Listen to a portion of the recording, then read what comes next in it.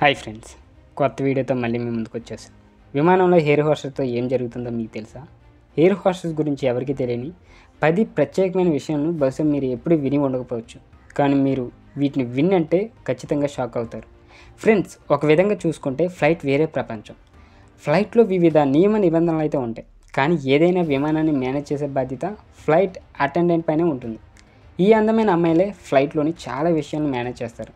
కానీ వాళ్ళకి సంబంధించిన చాలా రహస్యాలు మనలో ఎవరికీ తెలియదు. వారు చేసే ప్రతి పని వెనక ఏదో ఒక అర్థం ఉంటుంది.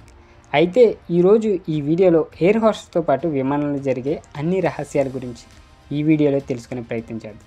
సో కాబట్టి కొత్తవారు మన ఛానల్ చూస్తే తప్పకుండా సబ్స్క్రైబ్ అయితే చేసుకుని వీడియోని లైక్ చేయడం మాత్రం మర్చిపోకండి. So interesting stories and information knowledge videos కోసం మన ఛానల్ సబ్స్క్రైబ్ అయితే చేసుకోండి. వీడియోని లైక్ చేయడానికి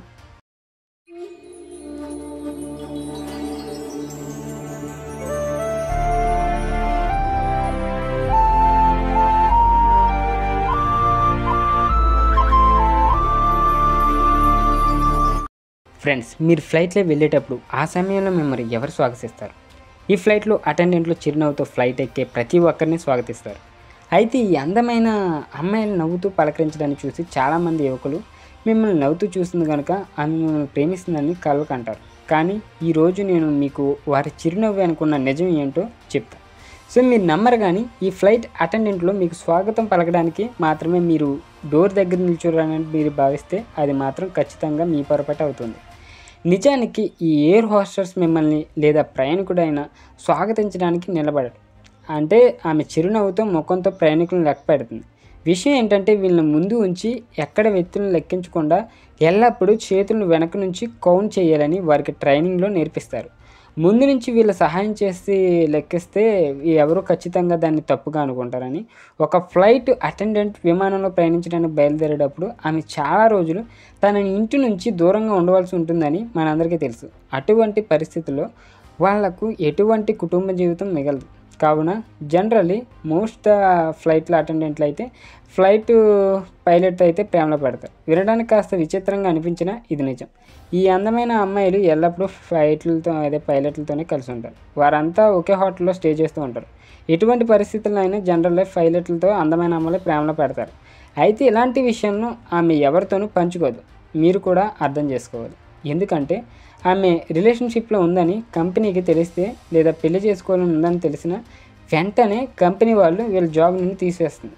ఫ్రెండ్స్, మీరు ఫ్లైట్ అయ్యాక వాష్రూమ్కి వెళ్తే వారు మీపై ఒక కన్ను వేసి ఉంచుతారనే విషయం మీకు తెలుసా? అంటే ఏం జరిగినా ఇద్దరు వ్యక్తులు కలిసి వాష్రూమ్లోకి ప్రవేశించకూడదని వారికి స్పష్టమైన ఆదేశాలు అయితే ఇవ్వబడతాయి.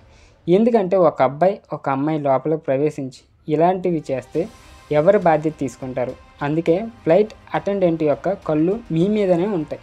కాబట్టి పొరపాటును కూడా మీరు తప్పు చేస్తే ఫ్లైట్లో మిమ్మల్ని ఎవరు చూడరని పొరపాటే అస్సలు చేయకండి. ఇక ఫ్లైట్ అటెండెంట్ల కోసం ఒక ప్రత్యేకమైన చిన్న గది ఉంటుందని మీకు తెలుసా? ఇది ఎవరికి తెలియదు.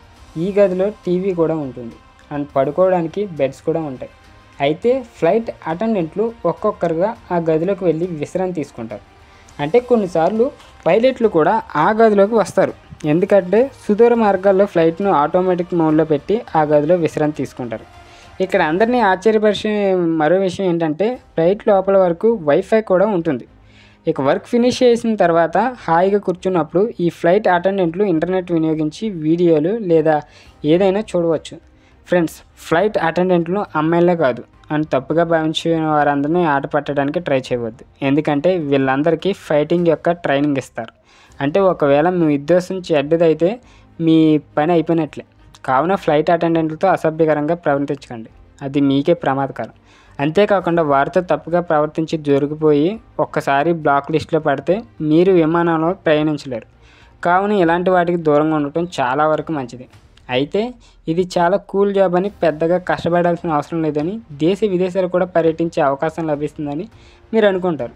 అయితే మీరు కూడా అనుకుంది నిజమే అనుకుంటున్నారా? ముమ్మాటికి ఇది నిజం కాదు. అసలు విషయం ఏమిటంటే ఫ్లైట్ అటెండెంట్లకి పగలు రాత్రి అని తేడా లేకుండా కష్టపడాల్సి ఉంటుంది. ట్రైనింగ్లో కూడా వీళ్ళు చాలా చెమట పోల్చి ఉంటుంది. ఇక ఈ జాబ్లో కూడా అన్ని జాబుల మాదిరిగానే కష్టపడాల్సి ఉంటుంది. విమానం ద్వారా ఈ ఎక్స్టెంట్ డోర్ దగ్గర ఏ ప్రయాణికుడు తగిన ఎత్తు ఉన్న ప్రయాణికుడు సీటు దగ్గర కూర్చునేలాగా వారు చూసుకుంటారు.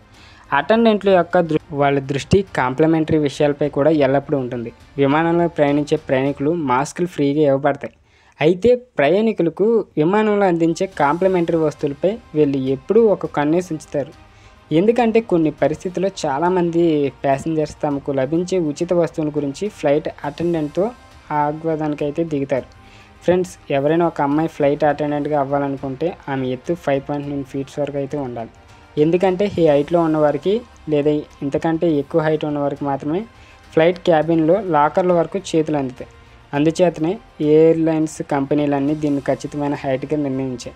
సో ఫ్రెండ్స్, పైలట్లు పనులు ఎలా జరుగుతాయంటే ఫ్లైట్ నిబంధనలు, ఈ విమానాలు ఇటువంటి మరణిస్తే సో ప్రయాణికుడు ఆరోగ్యం క్షీణిస్తే ఏం చేస్తారు మొదలైన వాటి గురించి ఇప్పుడు తెలుసుకుందాం. ఫ్లైట్ ఇక ఎవరికైనా ఆరోగ్యం బాగోలేకపోతే ఫ్లైట్ అటెండెంట్లు ఖచ్చితంగా అతనికి ఫస్ట్ ఎయిడ్ చేస్తారు. తర్వాత ఒక డాక్టర్ని సంప్రదించి అతని సలహా ప్రకారం అతనికి మెడిసిన్ ఇస్తారు. కొన్నిసార్లు సందర్భాల్లో అయితే ఎవరైనా ఆరోగ్యం మరింతగా విషమిస్తే విమాన ప్రయాణాన్ని మధ్యలో ల్యాండ్ చేస్తారు. ఒకవేళ ఫ్లైట్లో ఎవరైనా మరణిస్తే ఆ విషయాన్ని గురించి ఇతర ప్రయాణికులకు సమాచారం ఇవ్వకూడదు. సో ఆ మృతదేహాన్ని అక్కడి నుంచి తీసివేసి శవాన్ని కేవలం ఒక వైట్ షీట్తో కప్పబడి ఉంచుతారు. ఇక రాత్రిపాటు విమానం ల్యాండ్ అయితే లోపల లైట్లు డిమ్ అయిపోతాయి. దీంతో ప్రయాణికులు చీకట్లో ల్యాండ్ అయినప్పుడు కూడా ప్రయాణికులు చూడడానికి ఇబ్బంది పడతారు.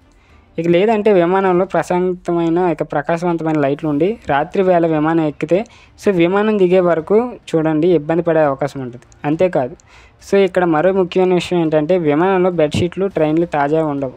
సో ఒక విమానం రోజంతా ఎగురుతున్నప్పటికీ ప్రతిసారి ఫ్రెష్ ఫుడ్ సర్వ్ చేస్తారని గ్యారంటీ ఉండదు.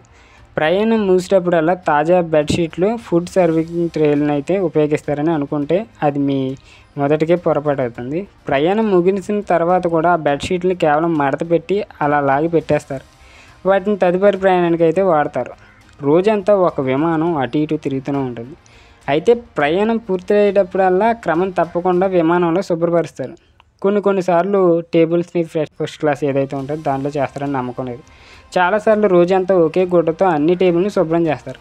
వెళ్ళేటప్పుడు ఎవరైనా పిల్లల మురికి డైపర్ని టేబుల్స్పై ఉంచినట్లయితే అది కూడా వస్త్రంతో శుభ్రం చేయబడుతుంది. మిగిలిన వాటిని కూడా దీంతో శుభ్రం చేస్తారు. సో ఆ మురికి అన్ని టేబుల్ అన్ని వ్యాపించే అవకాశం ఉంటుంది. ఫ్రెండ్స్, చూసారు కదా విమాన ప్రయాణంలో జరిగే వింతలో విశేషాలు. ఇది ఫ్రెండ్స్ ఈరోజు వీడియో. సో వీడియో నచ్చితే తప్పకుండా సబ్స్క్రైబ్ అయితే చేసుకోండి. మీ అభిప్రాయం ఏంటంటే కింద కామెంట్ రూపంలో తెలియజేయండి. సో ఫ్లైట్లో ఎయిర్ హోస్టర్స్ అయితే ఇలా వర్క్ చేస్తారని మీకు అర్థమైందని అయితే నేను అనుకుంటున్నాను. సో తప్పకుండా ఛానల్ సబ్స్క్రైబ్ చేసి వీడియోని లైక్ చేయడం మాత్రం మర్చిపోకండి. మళ్ళీ మంచి వీడియోతో మీ ముందుకు వస్తాం. అంతవరకు బై బై, టేక్ కేర్.